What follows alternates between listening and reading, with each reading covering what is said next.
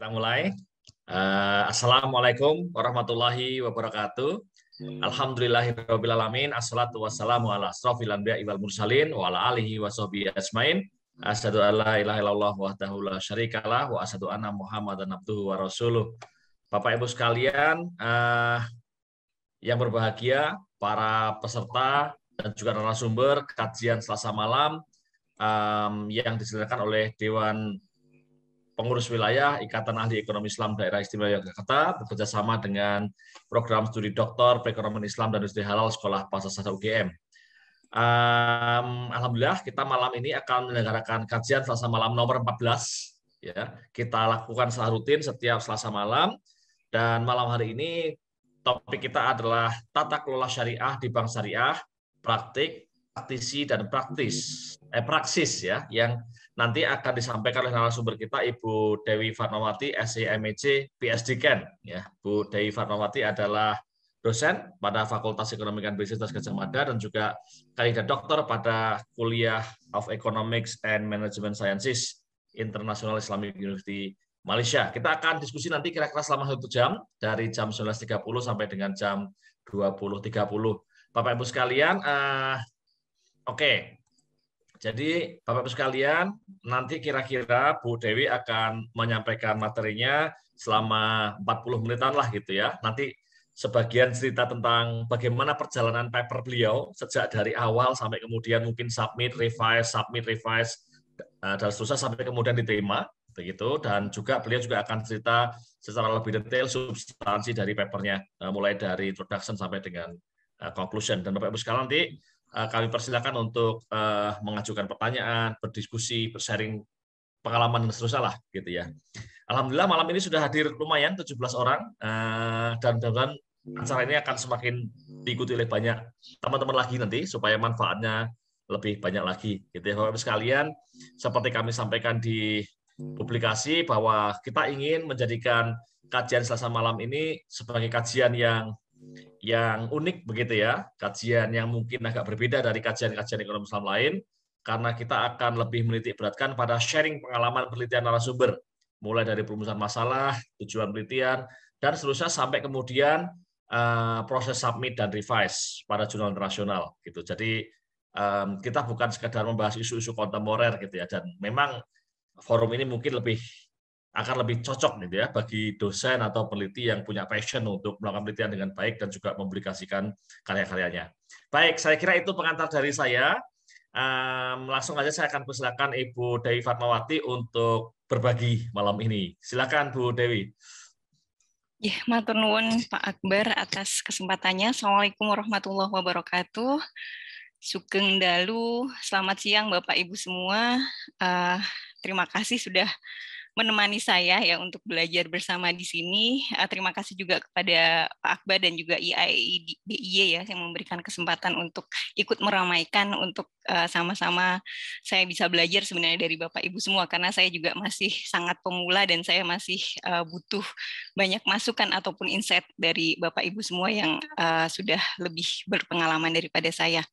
Baik, jadi untuk paper tadi saya sudah mengirimkan ya untuk paper, sebenarnya ini masih forthcoming juga, jadi entah kapan akan terbitnya. Jadi sebenarnya paper ini adalah special issues di Islamic Finance ya, yang diterbitkan oleh Global Finance Journal seperti itu.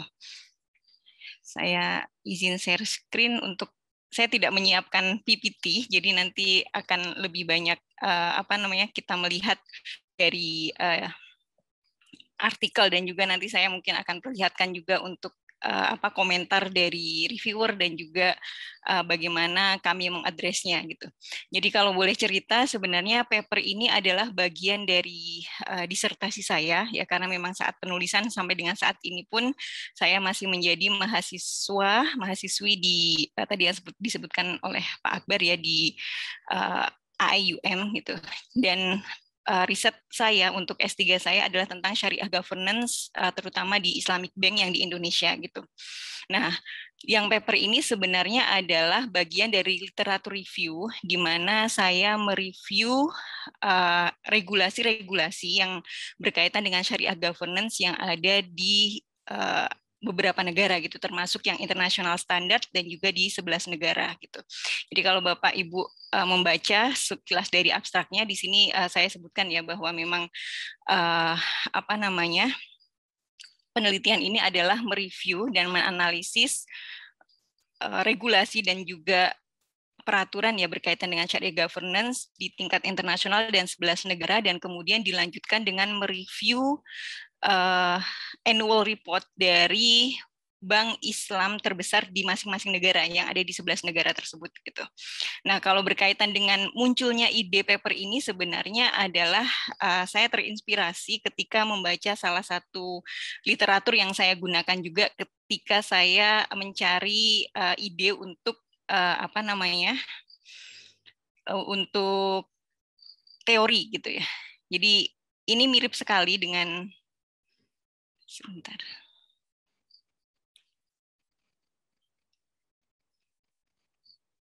Ya, jadi ini sebenarnya adalah sumber ide saya ya. Kalau Bapak Ibu bandingkan antara judulnya itu mirip. Jadi di sini ada practices, practitioners dan juga praksis gitu.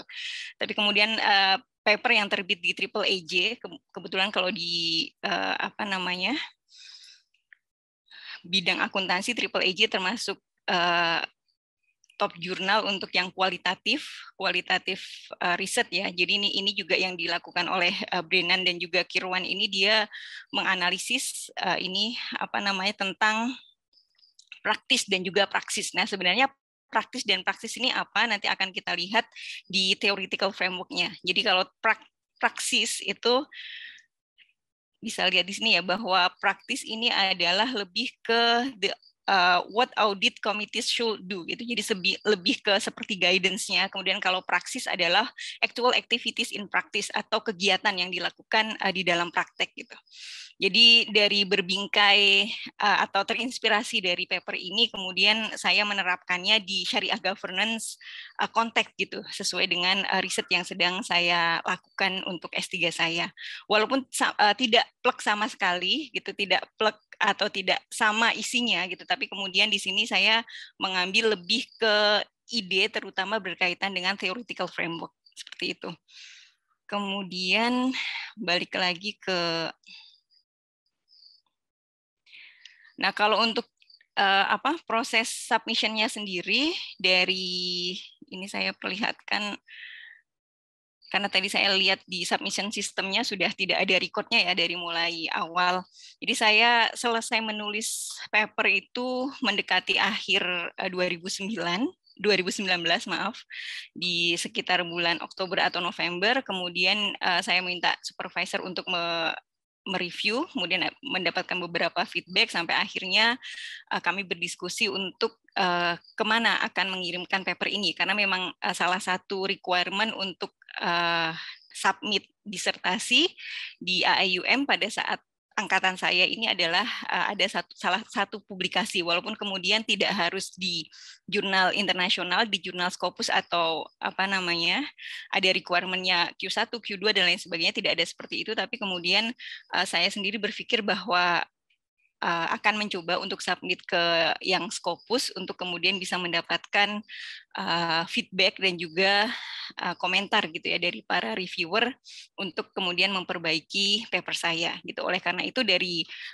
berbagai macam jurnal yang sudah saya coba sortir, kemudian saya menemukan ada special issues di Global Finance jurnal ini. Nah, kemudian dari situ kami memutuskan untuk mengirimkan ke jurnal tersebut. Jadi saya mengirimkan itu di akhir tahun 2019, tepat di akhir tahun tanggal 31 Desember 2019. Kemudian baru direview itu awal atau pertengahan Februari ya, kemudian awal Maret mendapatkan decision untuk kemudian merevisi, dan kemudian setelah revisi saya submit akhir Mei kalau tidak salah. Setelah itu baru mendapatkan final decision di akhir Juni bahwa paper kami accepted. Jadi cuma ada satu ronde untuk untuk revisinya seperti itu. Jadi ya termasuk mungkin karena ini special issues yang pada saat di pengumumannya itu expected date of completion-nya itu adalah September 2020 gitu. Jadi mungkin apa karena mereka pengen segera menyelesaikan itu sehingga revisinya tidak terlalu banyak dan proses revisinya pun tidak terlalu memakan waktu seperti itu. Kemudian nanti ini kalau boleh saya perlihatkan juga sebenarnya untuk dari apa yang diberikan komentar oleh reviewer juga tidak terlalu banyak, alhamdulillah gitu. Jadi memang entah ya karena saya termasuk yang beruntung mungkin ya, bukan karena paper saya bagus atau apa-apa, tapi termasuk yang beruntung saja sehingga atau mungkin ya itu karena dia adalah special issues jadi pengen cepat terbit papernya seperti itu. Jadinya untuk proses reviewnya tidak terlalu detail. Mungkin seperti itu. Sebentar saya perlihatkan.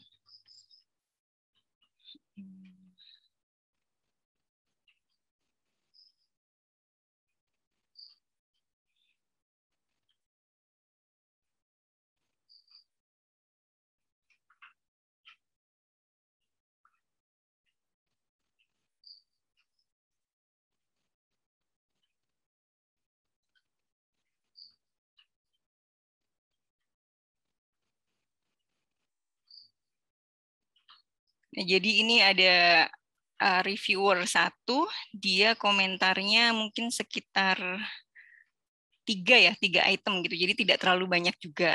Jadi lebih ke pertanyaan-pertanyaan yang harus kami address dan juga ada beberapa yang dia suggest ya untuk kemudian kita lebih memperbaiki cara kita untuk mengungkapkan maksud kita gitu. Dan juga salah satunya juga berkaitan dengan rekomendasinya supaya lebih eksplisit itu juga menjadi salah satu poin yang diminta oleh reviewer untuk kemudian kami perbaiki. Selain itu juga cuman untuk mereorganize table numbers, kemudian juga tentang proofread. Padahal sebenarnya ini proofread sebelum kami submit itu sudah saya lakukan, sudah saya minta proofread karena kebetulan kalau di UGM itu dari Badan Penerbit dan Publikasi UGM menyediakan proofreading service, jadi kami bisa minta BPP untuk kemudian mengirimkan kepada proofreader seperti itu. Jadi sebenarnya sebelum di submit ke jurnal pun sudah saya proofread, tapi kemudian diminta lagi untuk proofread. Kemudian yang saya lakukan sebenarnya akhirnya tidak saya lakukan proofread kembali, tapi saya kemudian di sini mengattach ya untuk sertifikat gitu, dari sertifikat dari proofread untuk menunjukkan bahwa apa yang saya submit ini sebenarnya sudah di proofread gitu oleh Enago, dan Enago menurut saya kayak termasuk yang termasuk yang bagus juga, walaupun sebenarnya dari hasil proofread-nya juga tidak terlalu banyak masukan ya, karena lebih ke dia bukan editing service tapi lebih ke proofread seperti itu. Kemudian untuk dari reviewer kedua ini ada komentarnya juga tidak terlalu banyak, ini 5 poin. 5 poin dan ini sudah kami address semua, dan setelah kami submit untuk revisi itu kalau tidak salah sekitar 2 minggu itu sudah mendapatkan balasan bahwa memang alhamdulillah paper ini sudah accepted gitu for publication gitu. Jadi memang alhamdulillah tidak terlalu banyak masalah gitu untuk proses reviewnya itu. Seperti itu. Nah, kemudian kalau untuk isi papernya sendiri,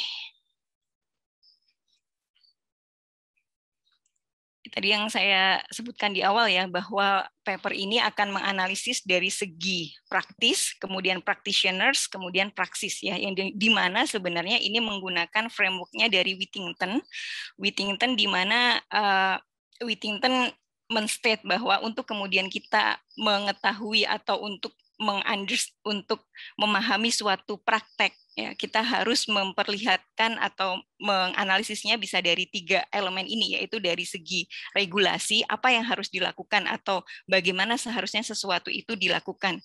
Kemudian juga praksis di sini adalah berkaitan dengan apa yang dilakukan in practice ya, secara real activities gitu. Nanti mungkin Bapak Ibu bisa melihat di sini di framework yang digunakan ya. Di sini sudah terlihat bagaimana hubungan sebenarnya antara 3 elemen itu, antara praksis, kemudian practitioners gitu. Kemudian di sini ada arah bahwa SOP atau misalnya regulasi itu bisa berasal dari praksis ya, bisa berasal dari aktivitas yang sudah dilakukan. Ya, sehingga di sini bisa dilihat C ini adalah Praxis Influence Organizational and Societal Practices. At the same time itu juga bahwa practices atau standar yang ada, sesuatu hal yang code of conduct ataupun kemudian operating procedures itu juga akan mempengaruhi praksis atau aktivitas di dalam suatu organisasi atau di dalam suatu perusahaan gitu. Jadi sebenarnya ini antara practices sama praksis adalah suatu hal yang saling mempengaruhi seperti itu. Nah, sedangkan komponen yang terakhir adalah practitioners. Ini adalah orang yang akan mentranslate atau menerjemahkan dari praktisis menjadi praksis gitu. Begitu juga sebenarnya practitioners ini juga yang akan kemudian memperbaiki regulasi yang ada ketika ada suatu perubahan di dalam aktivitas seperti itu. Nah, kemudian berangkat dari framework ini, oleh karena itu yang kami lakukan adalah untuk praktisi sendiri, kami menganalisis ya code of regulasi tentang syariah governance yang diterbitkan oleh AAOIV ya, Accounting and Auditing Organization on Islamic Financial Institution, dan juga yang diterbitkan oleh IFSB ya, Islamic Finance Standard Board seperti itu. Kemudian ditambah dengan Syariah Governance Regulation di 11 negara.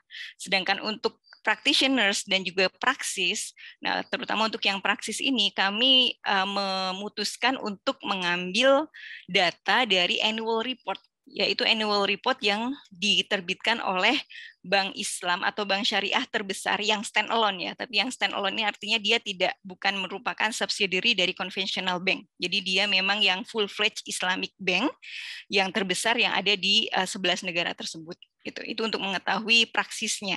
Sedangkan practitioners ini bisa dilihat dari regulasi juga gitu ya. Itu bagaimana regulasi ini mendefinisikan, selain seperti yang kita sudah tahu bersama bahwa kalau berkaitan dengan syariah governance yang akan menjadi aktor utamanya pasti adalah Dewan Pengawas Syariah ya, atau SSB, Syariah Supervisory Board gitu. Tapi kemudian yang ingin kami lihat adalah sebenarnya siapakah atau organ-organ apa sajakah yang ada ya di dalam perusahaan atau di dalam bank Islam ini yang membantu pekerjaannya si DPS ini gitu.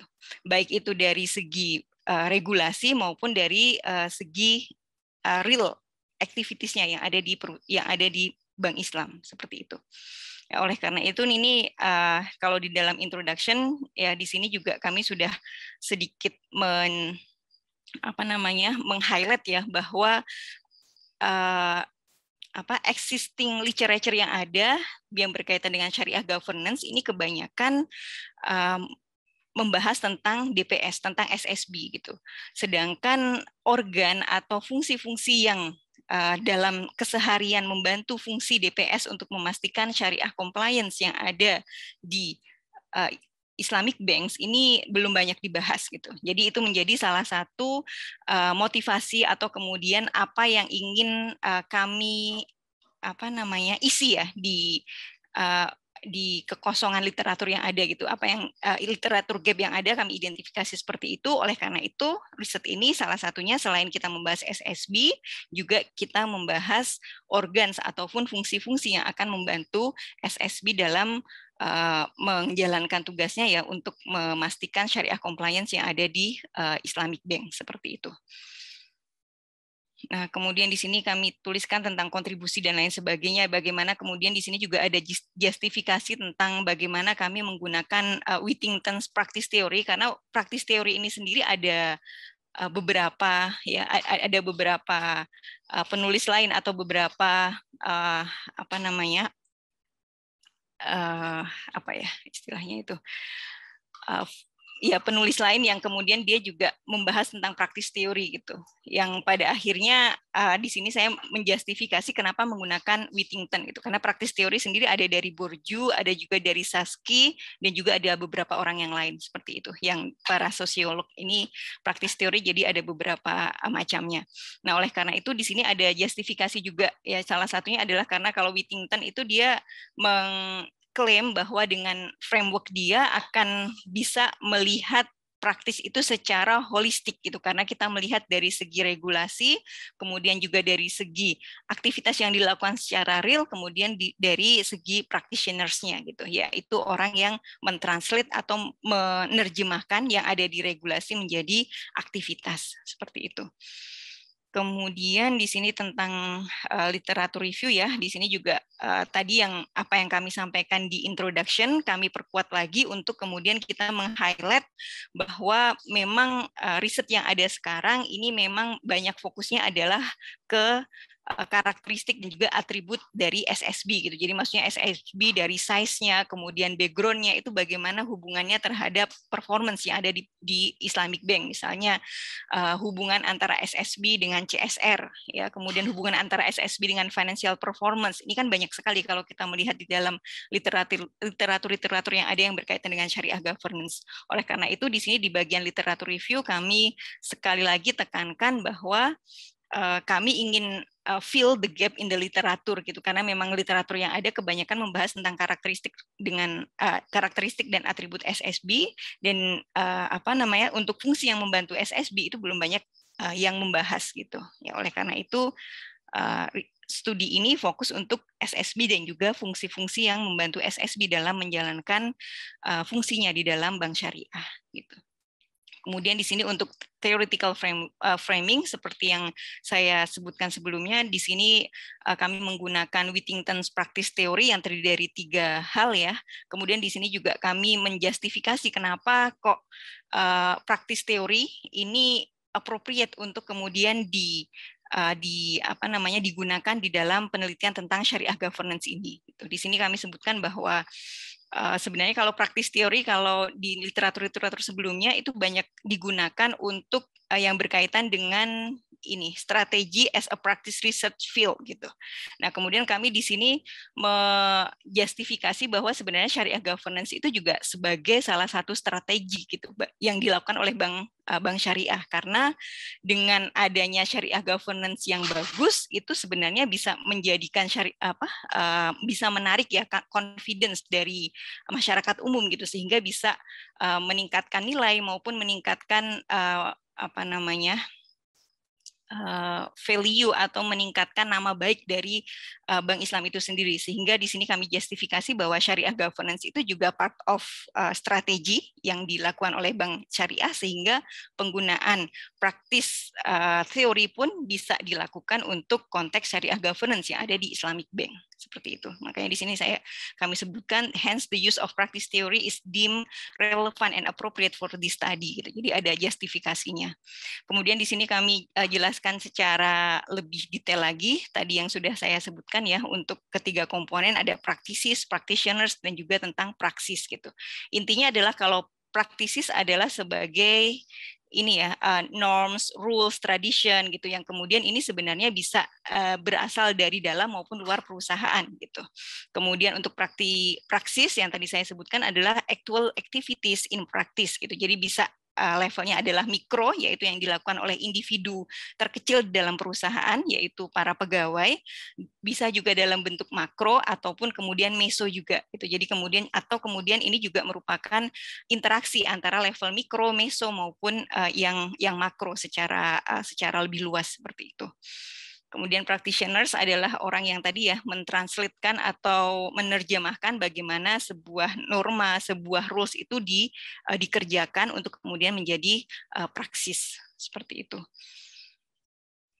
Kemudian, nah ini kalau untuk riset metodenya seperti yang tadi sudah kami sebutkan juga di abstrak ya, bahwa secara garis besar untuk mengetahui praktis atau rules ataupun quotes tentang syariah governance, maka riset ini mereview regulasi tentang syariah governance yang ada di tingkat internasional, yaitu yang dikeluarkan oleh AOIV dan juga IFSB, kemudian juga di 11 negara. Nah, di sini kami juga menuliskan tentang justifikasi kenapa memilih 11 negara yang sebenarnya berasal dari report ya tentang World Islamic Banking Competitiveness Report yang dikeluarkan oleh EY Ernst & Young di tahun 2016 gitu. Dan juga kami menambahkan di sini untuk Bangladesh dan Oman menjadi tadinya 9 menjadi 11 gitu ya, karena ditambahkan dengan Bangladesh dan Oman karena mempunyai karakteristik yang khusus seperti itu. Kemudian tadi yang sudah saya sebutkan ya, untuk practices kami mengambilnya dari regulation, kemudian untuk practitioners sebenarnya bisa dari regulation juga, nanti bisa juga dari praksisnya atau actual activities. Nah, untuk actual activities sendiri ini kami mengambil dari ini ya, apa namanya,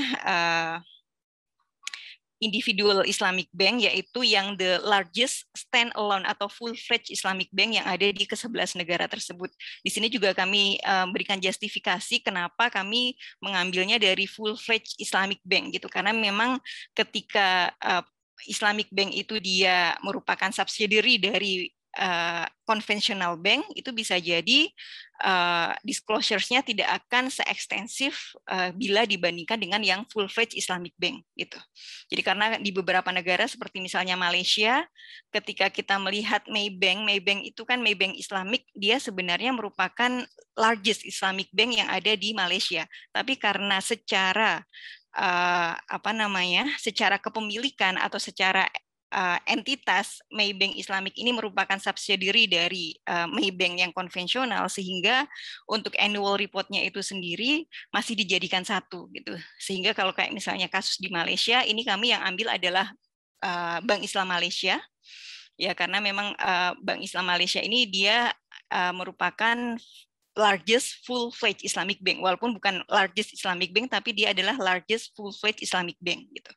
Ya, berbeda kalau di Indonesia kan kami juga mengambilnya adalah yang Bank Muamalat Indonesia, karena memang dia yang stand alone gitu. Dia tidak terikat atau dia bukan merupakan subsidiary dari konvensional bank gitu. Yang dalam hal ini kalau dulu kan masih BSM ya, BSM adalah the largest, tapi sebenarnya karena dia bukan full fledged, oleh karena itu untuk konteks Indonesia kami yang ambil adalah yang di Bank Muamalat seperti itu. Kemudian juga untuk menilai praksis atau aktivitas yang dilakukan oleh bank ya yang berkaitan dengan syariah governance, ini ada juga kami menyebutnya sebagai syariah governance score gitu. Jadi ini sebenarnya merupakan konten analisis ya, karena kita menganalisis dari regulasi yang ada di 11 negara dan juga internasional, kemudian dibandingkan dengan praktek yang ada di Islamic Bank yang ada di negara tersebut dengan cara kita melihat dari disclosures ataupun annual report dari bank tersebut gitu. Jadi memang kalau secara metodologi berarti ini termasuk yang konten analisis seperti itu. Nah, untuk result and discussion-nya mungkin nanti Bapak Ibu bisa sambil melihat sekilas ya, karena memang ini agak lumayan panjang gitu. Jadi ini total papernya itu ada 20 halaman, dan kalau tidak salah itu sekitar 10.000 kata gitu. Jadi memang agak panjang. Dan alhamdulillahnya yang Global Finance Journal ini dia tidak mempunyai limitation ya, karena sebelumnya saya juga sempat ingin submit ke JABR yang Journal of Islamic Accounting and Business Research, tapi kemudian di dalam author guidelines itu saya melihat bahwa dia membatasi artikel yang disubmit panjangnya adalah maksimal 6.000 kata gitu, sehingga saya bingung juga kalau akan mereduce dari hampir 10.000 kata menjadi 6.000 kata, itu harus seperti apa gitu. Oleh karena itu saya putuskan untuk submit ke jurnal yang dia tidak membatasi gitu berapa kata yang dalam suatu artikel tersebut gitu. Nah, ini yang untuk resultnya ini, pertama di sini kami membahas tentang elemen yang pertama yaitu practices ya, atau dari segi regulation gitu. Yang kami angkat pertama kali adalah untuk regulatory framework at the international level gitu. Jadi yang tadi saya sebutkan di sini adalah berasal dari AOIV dan juga AFSB. Di sini secara garis besar bisa dilihat di tabel pertama ini ya, tentang perbandingan standar yang dibuat oleh AOIV dan juga AFSB yang berkaitan dengan syariah governance gitu. Di mana sebenarnya kalau di dalam AOIV sendiri dia memang lebih awal, karena AOIV kalau tidak salah sekitar akhir tahun 1999 menerbitkan governance standard yang pertama, tetapi kalau AFSB baru menerbitkan di tahun 2009 gitu. Namun demikian, kalau di EOIV itu dia kecenderungannya tidak dijadikan satu tentang syariah governance, tapi agak sedikit berbeda gitu, atau sendiri-sendiri. Kayak misalnya di sini tentang syariah compliance department. Ini juga baru di tahun 2018 gitu. Sedangkan sebenarnya tentang syariah officers, atau di sini saya menyebut di sini kalau di dalam standar dari IFSB itu disebut sebagai internal syariah control unit. Nah, ini sudah dijadikan satu standar ya. Jadi kalau nanti Bapak Ibu pengen mengecek ya, ini ada IFSB nomor 10, ini artinya adalah standar yang dikeluarkan oleh IFSB nomor 10, ini tentang guidance di dalam syariah governance untuk Islamic Bank atau untuk Islamic Financial Institution.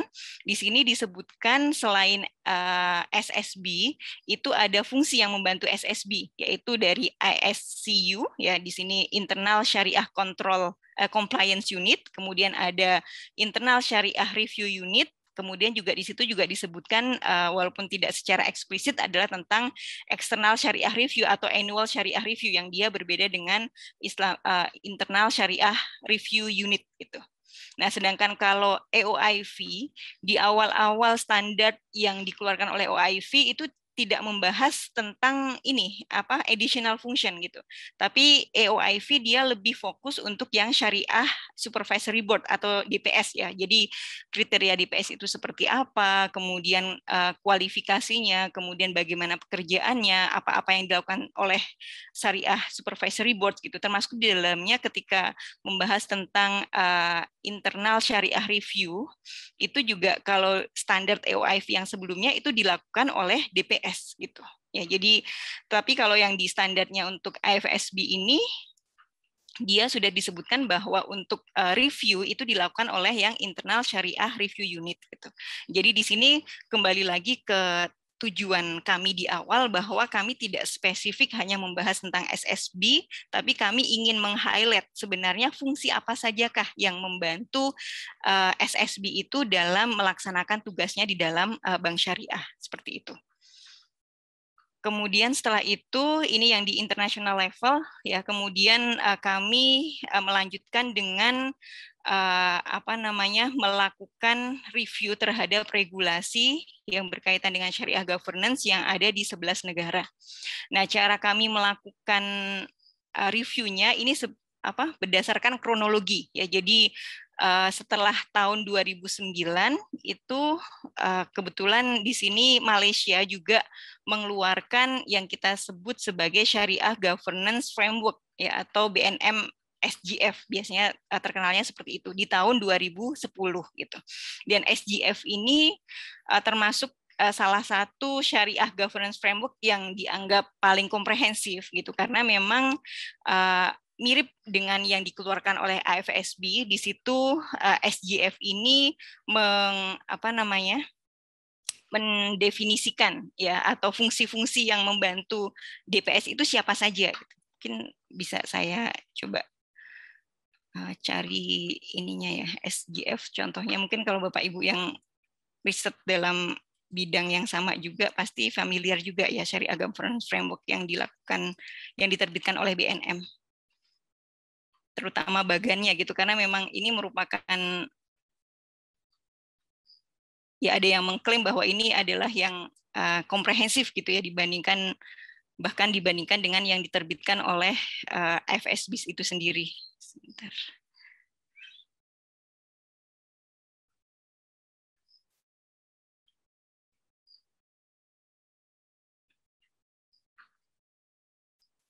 Oh, ini udah jam 7:30 ya. Udah jam 8. Saya percepat saja mungkin.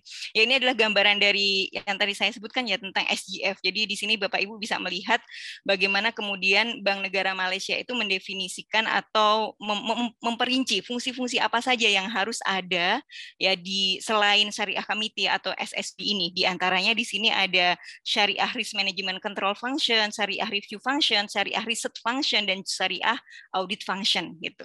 Nah, jadi ini merupakan salah satu yang diklaim sebagai Syariah Governance Framework yang paling komprehensif gitu, karena memang dikeluarkan atau diterbitkan setelah AFSB mengeluarkan guiding principles-nya ya, yang guiding principle nomor 10 tadi itu. Ini saya identifikasi tentang bagaimana hubungan antara National Syariah Board, kemudian juga SSB itu terms and condition-nya seperti apa. Kemudian yang tidak kalah pentingnya sesuai dengan tadi motivasi di awal adalah key elements of Syariah governance apart from SSB gitu. Oke, jadi di sini ada tadi Syariah Secretary, kemudian Syariah Risk Management Function, Syariah Review, Syariah Audit, dan lain sebagainya. Kemudian setelah di tahun 2010, Oman juga mengeluarkan standar ya tentang Syariah Governance, yang mana kalau Oman ini dia sedikit lebih advance juga, karena Oman ini adalah negara yang pertama kali mewajibkan adanya ini Syariah external independent Syariah audit gitu. Jadi ini merupakan salah satu progres juga, salah satu perkembangan yang lumayan besar juga di dalam Syariah governance praktis yang ada di dunia gitu, karena memang sebelumnya kalau kita membicarakan tentang Syariah compliance pasti dihubungkan cuma sampai ke DPS gitu, bahwa DPS lah yang kemudian bertanggung jawab atau yang berkewajiban untuk melakukan oversight function gitu tentang Syariah compliance yang ada di bank syariah gitu. Cuman kalau di Oman pada tahun 2012 mereka mewajibkan bank Islam yang ada di Oman ini untuk kemudian juga melakukan external independent syariah audit, yang mana ini kalau tidak salah baru efektif juga tahun, saya agak lupa tahunnya berapa, tapi baru beberapa tahun yang lalu gitu. Walaupun kemudian peraturannya sudah diterbitkan di tahun 2012, tapi karena kemudian butuh persiapan gitu, jadi baru dilaksanakan beberapa tahun belakangan ini. Gitu. Kemudian juga setelah Oman ini juga ada Pakistan, yang mana Pakistan juga menerbitkan Syariah Governance Framework gitu, yang direvisi pertama kali di tahun 2015, kemudian direvisi kembali di tahun 2018 gitu. Ada satu yang menarik dari Pakistan ini adalah bahwa salah satu member dari DPS itu harus menjadi istilahnya ini RSBM. RSBM ini adalah resident Syariah Board Member. Jadi dari anggota DPS itu ada yang harus menjadi full time. Kalau di Indonesia kan kalau kita tahu bahwa SSB itu seperti halnya dewan komisaris ya, yang kemudian dia cuma part time saja, dia hanya datang ke bank misalnya sebulan sekali. Kalau diregulasi dari OJK atau BI kan seperti itu. Nah, tapi kalau di Pakistan ini dia mewajibkan salah satu syariah supervisory board-nya itu menjadi resident supervisory board member gitu. Jadi ini juga salah satunya untuk kemudian bisa mengawasi daily activities yang ada di bank syariah yang berkaitan dengan syariah compliance gitu. Kemudian juga ada product development function sendiri juga yang dia independen gitu. Jadi kalau syariah department, kemudian di dalamnya dikepalai oleh tadi ya yang resident syariah board member, kemudian juga ada bagian product development, ada bagian internal syariah audit unit gitu, dan kemudian juga di Pakistan mewajibkan juga adanya eksternal syariah audit seperti itu. Begitu juga Kuwait ya, dan juga di sini Bahrain yang terbaru 2017 dia juga membuat full-fledged atau istilahnya komprehensif syariah governance standard ya, yang kemudian ini menjadi acuan bagi bank syariah yang ada di negara-negara tersebut untuk kemudian bisa mendevelop function-function yang diperlukan untuk membantu DPS dalam menjalankan tanggung jawabnya gitu.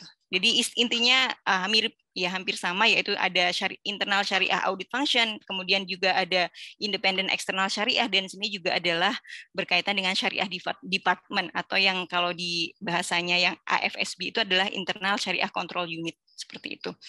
Nah, kemudian di sini adalah UAE di Uni Emirat Arab juga, kemudian juga yang dulunya itu kalau seperti di Qatar, kemudian Kuwait itu bahkan mereka tidak mempunyai Central Syariah Board atau tidak mempunyai National Syariah Board. Tapi di misalnya di Uni Emirat Arab ini di tahun 2018 ya, mereka baru mengestablish ada Higher Syariah Authority gitu. Kemudian juga ini juga yang di Qatar pada saat kami melakukan penelitian ini juga baru plans to establish a Central Syariah Board gitu. Jadi memang ada kecenderungan kalau mungkin Bapak Ibu baca di literatur di tahun 2010 atau 2015 itu dibedakan ya, ada negara yang dia menganut sistem desentralisasi, artinya bahwa masing-masing SSB di dalam bank itu diberikan kewenangan untuk untuk menerbitkan fatwa, kemudian untuk merancang produk gitu. Tetapi kalau sekarang trennya adalah bahwa semua negara itu, terutama yang ada di Timur Tengah, mereka mendirikan atau mereka membentuk ya Central Syariah Board under atau di bawah struktur bank sentral mereka seperti itu. Jadi agar fatwa ataupun pengawasan tentang bank syariah, tentang fatwa-fatwa atau produk yang ada di bank syariah ini tercentralized gitu. Jadi dari desentralisasi menjadi sentralisasi seperti itu. Nah, kemudian di sini saya berkaitan dengan Indonesia. Kalau Indonesia sendiri, saya kategorikan di sini tidak mempunyai full-fledged atau komprehensif syariah governance framework gitu. Karena apa? Karena kalau kita lihat di regulasi yang diterbitkan oleh Bank Indonesia, yaitu nomor 11/33/2009, ini adalah peraturannya sebenarnya berkaitan dengan good corporate governance for Islamic banks gitu. Jadi tata kelola ya untuk bank syariah gitu, atau istilahnya itu saya agak lupa kalau nama PBI-nya itu apa, tapi memang di situ disebutkan adalah tata kelola atau good corporate governance gitu. Jadi kalau Bapak Ibu melihat ke regulasinya di sini tidak hanya membahas tentang DPS, tapi juga berkaitan dengan dewan komisaris, dengan tanggung jawab dari direksi gitu. Jadi tidak spesifik tentang SSB atau tentang DPS. Oleh karena itu di sini nanti di dalam kesimpulannya itu salah satunya saya mengkategorikan negara-negara yang 11 ini menjadi 3 kategori ya. Ada yang strict, ada yang moderate, kemudian ada yang fleksibel gitu. Untuk Bangladesh itu juga mirip dengan Indonesia bahwa dia tidak mempunyai spesifik regulation tentang syariah governance di dalam Islamic Bank.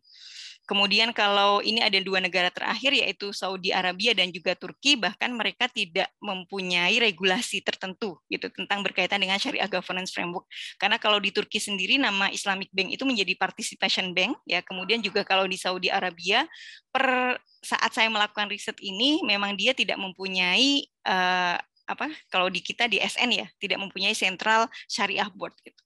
Cuman terupdate kemarin waktu saya sedang menjalankan revisi di pertengahan tahun 2020 ini sepertinya Saudi Arabia juga dia menerbitkan framework tentang syariah governance yang mana tidak saya cover di sini gitu.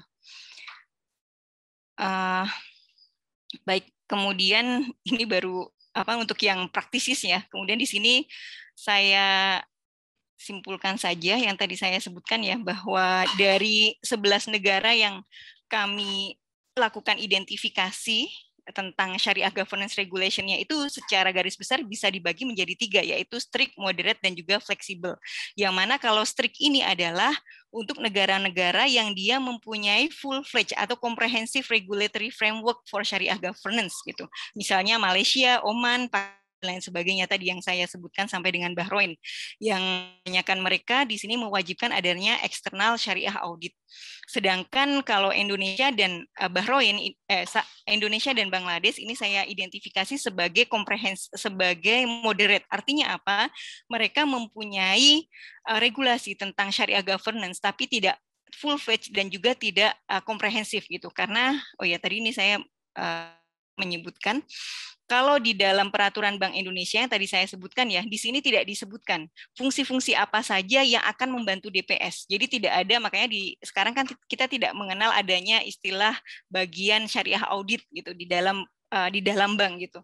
Karena memang tidak ada regulasi spesifik yang meminta bahwa harus ada syariah audit function gitu di dalam internal audit department yang ada di bank syariah gitu. Kalau yang disebutkan di dalam surat edaran itu hanya bank syariah itu wajib menyediakan paling tidak satu staf untuk menjadi LO-nya DPS. Nah, ini LO-nya DPS ini sebenarnya suatu hal yang multitafsir ya. Jadi bisa di bank satu dengan bank lainnya itu bisa berbeda. Nah, ini sebenarnya apa yang saya lakukan, apa yang saya further investigate untuk disertasi saya gitu. Jadi sebenarnya dengan adanya requirement yang tidak komprehensif seperti ini, bagaimanakah sebenarnya fungsi-fungsi yang membantu DPS ya di bank syariah di Indonesia itu siapa saja, seperti itu. Itu kemudian oleh karena itu tadi ya untuk moderate, untuk yang fleksibel itu yang untuk Saudi sama yang Turki ya, karena dia memang tidak mempunyai spesifik regulation untuk syariah governance framework. Kemudian kalau berkaitan dengan practitioners tadi ya yang di bagian selain SFB, kemudian siapa saja yang membantu.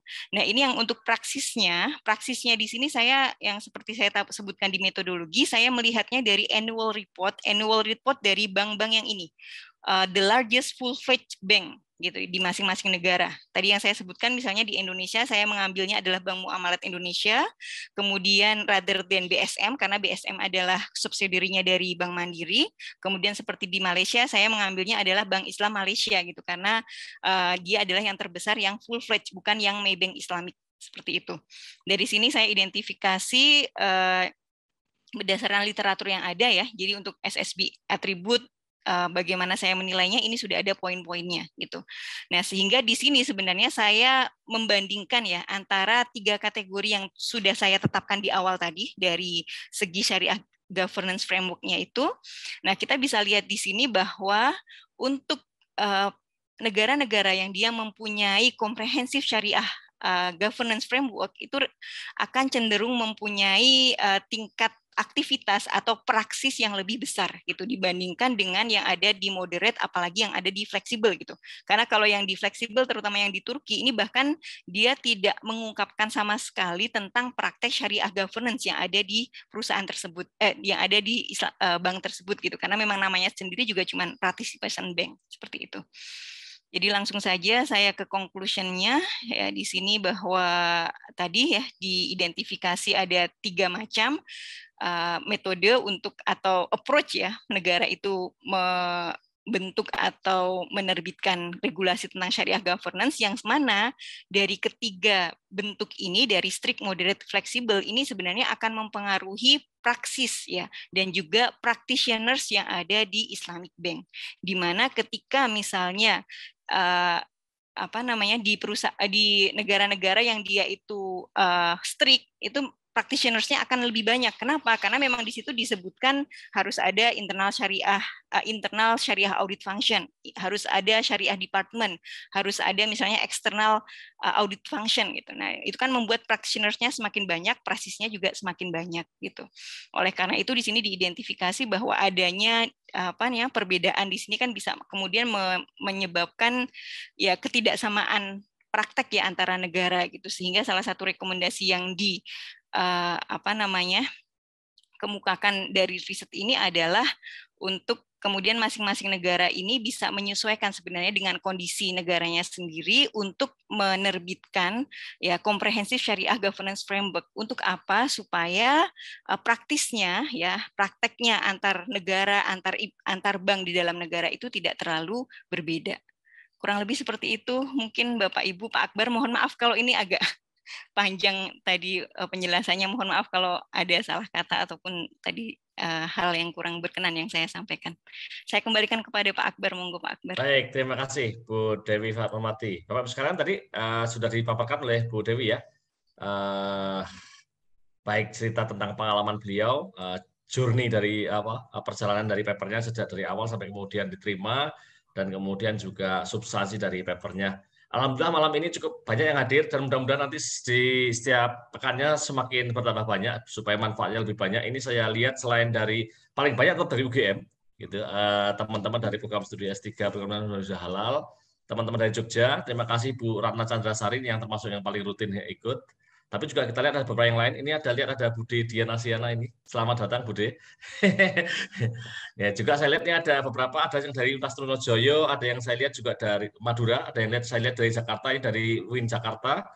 dan juga yang lain. Terima kasih sudah hadir pada malam hari ini. Mudah-mudahan nanti semakin banyak kajian Selasa malam ini semakin banyak yang ikut gitu ya. Oke, tadi saya lihat sudah ada pertanyaan dari Pak Winarno. Pak Winarno, kami persilakan untuk langsung saja Pak menyampaikan.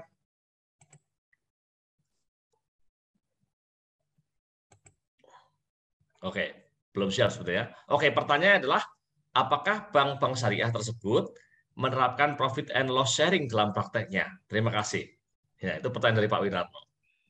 Baik, terima kasih Pak. Langsung saya jawab Pak Akbar atau gimana? Silakan. Yeah. Terima kasih pertanyaannya Pak Winarno. Sebenarnya kalau berkaitan dengan praktek profit and loss sharing ini tidak dibahas secara spesifik gitu ya untuk di dalam riset ini gitu.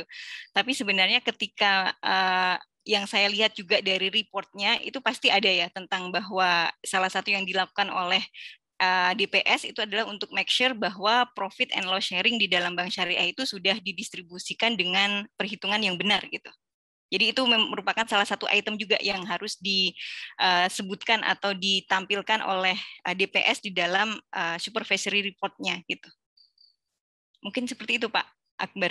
Dan juga ya kalau karakteristik dari bank syariah kan harusnya mereka juga melakukan profit and loss sharing. Walaupun mungkin pada prakteknya kalau kita lihat dari segi financing-nya sepertinya di beberapa negara itu masih sama ya bahwa kebanyakan adalah menggunakan murabahah gitu ya atau kemudian dia yang menggunakan trade ya bukan yang kemudian profit loss sharing mudorobah dan musyarakah ini porsinya masih sangat kecil saya kira seperti itu. Tapi kalau untuk dalam pembagian atau pendistribusian kepada nasabah seharusnya mereka menggunakan profit and loss sharing. Begitu juga kalau istilahnya di Turki itu kan participation bank. Participation bank itu karena memang salah satu karakteristiknya adalah profit and loss sharing itu tadi.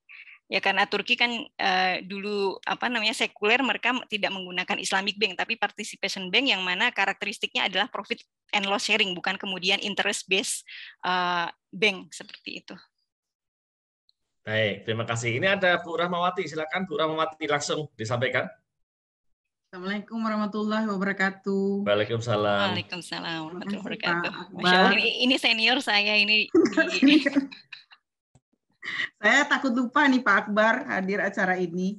Baik Bu. Karena teman seperjuangan sama beliau, tapi beliau tuh luar biasa ya, luar biasa sekali. Bu Dewi tadi kan menjelaskan terkait dengan praktis and praksis ya. Iya. Yang saya baca itu adalah Ibu menggiring untuk melihat itu dari SSB-nya ya Bu ya. Iya. Nah dari SSB. Ini saya lagi kan riset saya tentang BMT ya. Nah, konsep ini kalau saya gunakan dalam BMT, tapi nanti saya lihat dari financial reporting-nya, kira-kira itu bisa saya buat framework-nya nggak kira-kira? Maksudnya menggunakan framework yang sama, tapi dalam konteks BMT gitu ya? Iya. Oke, yeah. Karena kan saya tangkap Ibu menariknya kan dari SSB nih, dilihat fokusnya ke SSB, dilihat bagaimana praktek SSB di perannya SSB ya, SSB dan practitionernya kan yang supporting SSB-nya. Yeah. Ibu fokusnya ke sana aja kayak saya perhatikan. Nah, kalau fokusnya mungkin ditambah kan bisa ya, misalnya tergantung fokusnya nih. Nah, saya mau melihat kalau misalnya itu konsep ini digunakan tapi di BMT di riset saya, tapi saya arahkan itu ke financial reporting sesuai dengan karakteristiknya BMT itu gimana menurut pandangan Ibu? Makasih Bu. Ya, wah pertanyaannya susah ini ya kalau dari Ibu Dokter ini. Baik, sebenarnya gini Bu, kalau menurut saya itu bisa saja, karena kan toh juga saya itu yang tadi ya saya sebutkan di awal, saya itu terinspirasi juga dari konteksnya audit committee gitu, yang paper yang jadi rujukan saya itu kan yang dari Brennan itu, ya ini saya mungkin yang Bapak Ibu yang tadi tidak join dari awal nanti bisa sebentar.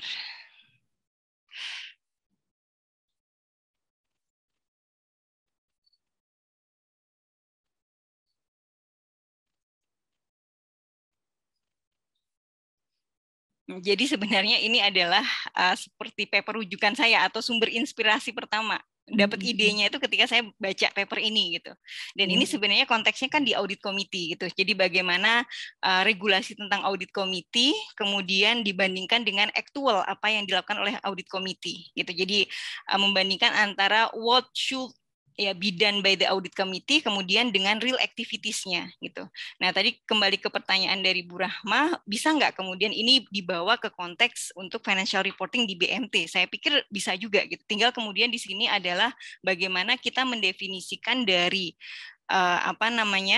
practices-nya itu atau istilahnya what should be done. Itu dari segi apa? Ibu mau melihatnya dari international framework atau international regulation atau apa? Itu nanti tinggal justifikasi. Kemudian praksisnya adalah real activities-nya. Yang mana kalau di dalam konteks penelitian saya kan melihatnya dari annual report gitu. Nah, itu juga kemudian bisa real activities dari secondary data atau misalnya ketika ingin dimixkan dengan primary data dengan melakukan interview itu juga bagus juga gitu. Jadi tetap saja sebenarnya bisa kemudian framework ini dilakukan atau dipakai untuk konteks yang tadi Bu Rahma sebutkan gitu untuk di BMT. Tinggal bagaimana kemudian kita menjustifikasi untuk masing-masing elemen tersebut konteksnya itu di dalam konteks penelitian yang akan dilakukan itu seperti apa? Bagaimana kita mendefinisikan itu gitu atau mengoperasionalkan itu. Mungkin seperti itu, Njib. Oke, makasih Bu. Berarti Ibu sudah berhasil masuk ke dalam ruang yang hayalan Ibu waktu itu ya. Gimana caranya masuk ke dalam Pak Akbar, beliau itu berhayal bagaimana masuk ke dalam, karena kualitatif itu katanya harus banyak menghayal ya. Tapi sukses Bu Dewi menghayalnya. Selamat Bu Dewi. Makasih Pak Akbar. Baik, terima kasih. Ya, butuh kreativitas, imajinasi begitu ya ketika kita mengembangkan penelitian kita di situ. Baik, Bapak sekarang masih ada waktu saya kira beberapa menit. Barangkali masih ada pertanyaan atau komentar lagi. Saya persilakan ini. Masih ada? Ini ada beberapa ini para peserta yang sangat rutin ikut terus nih Pak Masudi UMY, terima kasih. Ya, rutin ini ikut terus. Mas Agung Pras? Ini juga rutin ini. Mas Agung Pras sebagai para mantan bankir. Iya Pak, mungkin bisa sharing Pak sebenarnya yang membantu DPS itu siapa gitu. Karena memang ini terkait juga dengan paper yang sedang saya kerjakan juga ya, dari hasil kan kalau tadi yang paper pertama itu untuk international comparison gitu. Kalau kemudian yang sedang saya kerjakan atau menjadi disertasi yang sudah saya submit dan masih lagi di review ya oleh para examiner itu adalah konteksnya di Indonesia. Jadi sebenarnya yang membantu DPS dalam menjalankan kegiatan sehari-harinya itu siapa gitu. Monggo kalau ada Bapak yang mantan bankir ingin Sepertinya belum siap. Oh, oke. Kalau dalam temuan awal siapa? Kalau kalau dari framework yang saya pakai atau acuan saya kan menggunakan yang international standard, yaitu yang itu tadi ada 3 ya untuk internal syariah compliance unit, internal syariah audit unit atau review unit, dan juga untuk yang melakukan annual syariah review seperti itu. Nah, salah satu hal yang menarik juga sebenarnya dari temuan yang tadi ya, untuk negara-negara yang dia mempunyai comprehensive framework, mereka menjadikan syariah department itu sebagai independen atau satu divisi, satu grup tersendiri gitu. Kalau di Indonesia itu kecenderungannya untuk yang syariah compliance officer ini adalah di bawah departemen atau grup compliance gitu. Jadi agak sedikit beda levelnya. Seperti itu, Pak. Jadi dari situ saja sudah terlihat bahwa dari segi personilnya juga agak berbeda. Kalau di dalam Bank Syariah di Indonesia itu syariah department paling 2 atau 3 gitu. Tapi kalau yang di negara-negara yang tadi dia sudah memiliki komprehensif syariah governance framework, itu bahkan syariah department itu menjadi part of management team gitu. Jadi memang orangnya juga banyak. Seperti yang tadi misalnya di Pakistan dia sudah ada resident member gitu. Jadi ada salah satu DPS itu dia harus full time gitu. Dia untuk kemudian melakukan monitoring terhadap tadi syariah compliance unit, syariah audit unit gitu. Jadi seperti itu Pak kurang lebih. Begitu juga kalau di bank-bank lain itu bahkan kalau di UUS ya terutama itu tidak secara eksplisit disebutkan juga ada syariah audit function gitu. Jadi mereka melakukan audit itu ya audit general, secara general, tanpa kemudian secara spesifik melakukan syariah compliance audit gitu. Padahal kalau di dalam perkembangan dari syariah audit riset sendiri itu banyak sekarang, apalagi sekarang di negara-negara yang tadi saya sebutkan ya, bahkan seperti KAP accounting firms itu dia bisa menyediakan jasa eksternal syariah audit gitu, karena memang negara tersebut mengharuskan bank itu harus diaudit secara syariah compliance-nya. Bahkan auditor itu juga mengeluarkan reportnya gitu tentang bagaimana compliance ya syariah compliance yang ada di bank tersebut. Nah, ini sedikit yang ada di Indonesia karena memang kita secara framework-nya adalah belum komprehensif, regulasinya baru terkait tentang DPS, sehingga praktek di tiap-tiap bank itu juga berbeda. Seperti itu Pak, kurang lebih. Baik, mungkin ini pertanyaan terakhir dari saya. Gitu ya. Kan di situ Bu Dewi menganalisis framework untuk syariah governance-nya ya di 11 bank yang dipilih mewakili 11 negara, ya kan? Seandainya riset ini diperluas begitu ya, nggak cuma 11 terus ditambah gitu jumlahnya, sehingga nanti mungkin bisa dianalisis secara lebih jauh faktor apa sih yang mempengaruhi perbedaan antar framework itu, kira-kira jadi paper sendiri kayak itu ya? Iya Pak, saya sebenarnya juga sudah terpikir seperti itu. Jadi nanti bisa juga secara kuantitatif juga kemudian karakteristik dari atribut SSB, kemudian juga dari negara itu menjadi independent variable yang kemudian akan mempengaruhi dependent variable, yaitu tingkat aktivitas atau praksis yang ada di bank syariah. Itu sangat bisa Pak. Ya, jadi, tapi memang ya belum dilaksanakan itu. Ya, sampelnya ditambahin gitu sampai di atas 30 lah gitu. Apalagi kemudian ketika misalnya tadi yang saya sebutkan ya, dari segi kronologi itu kan banyak negara-negara yang kemudian dia baru menerbitkan itu sekitar tahun 2018, 2017, 2016, itu juga kemudian bisa kita bandingkan sebenarnya before and after-nya itu seperti apa gitu. Wah, bisa seru, ceritanya jadi seru, satu paper itu sudah. Dan memang butuh keseriusan dan butuh komitmen ya Pak untuk kemudian bisa melakukan itu. Baik, dan saya bayangkan untuk Bapak Ibu hadirin semuanya, saya bayangkan mungkin pola-pola analisis yang sama bisa dipakai untuk kasus yang lain gitu. Kalau ini kan pada kasusnya Islamic Bank gitu ya, kan bisa dikembangin mungkin pada kasus saya tidak tahu ya, ini cuma misalnya ya, mungkin pada kasus wakaf, mungkin pada kasus zakat, mungkin pada kasus apapun yang lain, mungkin asuransi syariah, mungkin pada konteks apa, itu udah jadi paper sendiri kayaknya gitu. Baik, ya karena kita sudah jam 20.32 Bapak Ibu sekalian, jadi kita akan segera menutup diskusi kita malam ini, dan insya Allah kita akan ketemu lagi pekan depan di hari Selasa gitu ya. Dan juga Bapak Ibu sekalian, kami mengundang Bapak Ibu sekalian yang tertarik untuk menjadi narasumber ini, narasumber kajian malam ini, jadi yang punya paper yang sudah dipublikasikan di jurnal internasional, boleh loh mendaftar, menghubungi saya atau juga menghubungi teman lain untuk jadi narasumber. Memang tidak disediakan honor khusus begitu ya, tetapi panitia bisa menyediakan surat permohonan pembicara, surat ucapan terima kasih, sertifikat yang mungkin bisa berguna bagi Bapak sekalian untuk keperluan administrasi kepegawaian dan lain-lain gitu. Nah, oke, saya kira itu Bapak sekalian. Insya Allah ketemu lagi pekan depan. Terima kasih kepada Bu Dewi yang sudah berbagi ilmu pada malam hari ini. Semoga sukses, semoga lancar, segera doktor gitu ya. Kita doakan bersama-sama. Amin. Oke, dari saya mohon maaf, kita tutup. Assalamualaikum warahmatullahi wabarakatuh. Waalaikumsalam warahmatullahi wabarakatuh. Bu Dewi. Terima kasih. Terima kasih Bapak Ibu semua sudah Pak Rawuh. Terima kasih Bu Dewi, Pak. Sami-sami.